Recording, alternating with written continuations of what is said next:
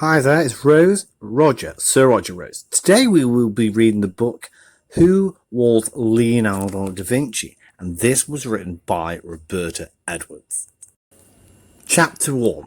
Who was Leonardo da Vinci? Some people are enormously talented. And then there is Leonardo da Vinci. He lived at a time when there were many extremely talented people all around him. Even so, he stood out. He could draw and paint better than anyone. One of his paintings, the Mona Lisa, is the most famous painting in the world. He was a scientist, hoping to unlock the secrets of the natural world. He was an engineer and an inventor. He designed a bicycle that would have worked 300 years before the first bike was actually built. He was an excellent athlete, a fine musician, and he was handsome.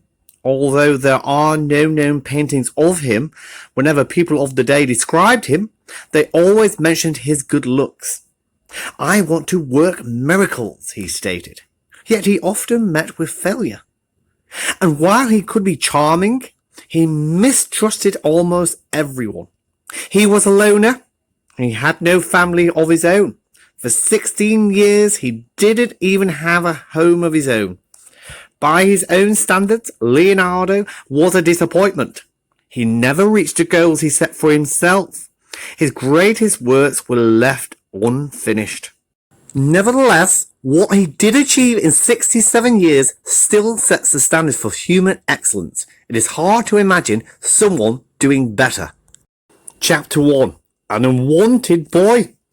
On April the 15th, 1452, in a tiny hill town in Italy, a baby boy was born. His father was a well-to-do businessman, Sir Piero. His mother, Caterina, was a poor young peasant girl. We didn't even know her last name. Their baby was named Leonardo. Because the town he came from was called Vinci, he was known as Leonardo da Vinci. That means Leonardo from Vinci. Leonardo's parents weren't married. His father was ashamed of the baby and left him with his mother. Sir Piero married another woman, someone more respectable, and started a new family. He moved nearby to the busy city of Florence. Caterina did not want to keep her baby either. She cared for him for only a year or two. Then she, too, married someone else and began a new family. So what was to become of little Leonardo? Sir Piero's answer was to leave the baby with his parents, but Leonardo's grandparents were old. His grandfather was 85 at the time. At their age, what did they want with a toddler? Still, they took him in. They fed him, clothed him, and gave him a home. But little else, no one loved the little boy. The only person who showed interest in him was an uncle named Francesco. Francesco was a farmer, and he loved the beautiful countryside around Vinci. He would take long walks in hills which were covered with olive trees. Leonardo would go with him. It was there on these walks that Leonardo grew to love the natural world.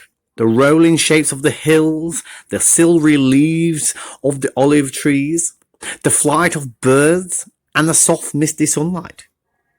Everywhere he went, Leonardo took a little notebook with him. He made drawings of anything that interested him. A plant, ducks in a stream, flowers, an insect, some cows. Paper was very valuable, but Leonardo was lucky. Because of his father's business, there was always a supply. It was one of the most important things Sir Piero ever gave his son. Even when he was a young boy, Leonardo had an amazing talent for drawing. Drawing seemed to flow out of his fingers onto the paper. His rabbits and birds didn't look like drawings.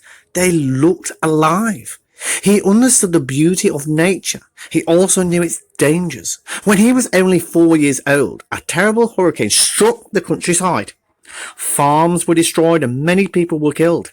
Then, when he was 10, the Arno River flooded Florence. Leonardo watched the storm and saw the flood. he never forgot either. All his life, he drew pictures of moving water. Water was a source of life for animals and plants. It was also a source of destruction. Leonardo wanted to understand both sides of this force and to control its power. His father must have been aware of his son's gift for drawing. All it would have taken was one look at one sketch. Ser Piero was a practical man. He knew Leonardo's choices in life were limited, because Ser Piero never married Caterina. Leonardo could not attend a university. He could not be a lawyer and a businessman like his father. He could not become a doctor, but he could work in one of the art studios in Florence. Being an artist was a respectable trade. Ser Piero decided to take Leonardo to the city. There he arranged for him to live and work with a famous artist. His name was Andrea del Verrocchio. This was certainly the best thing Ser Piero ever did for his son. It changed Leonardo's life forever. Thank you for listening to Chapter 1. If you want to carry on with Chapter 2, please click on the link below.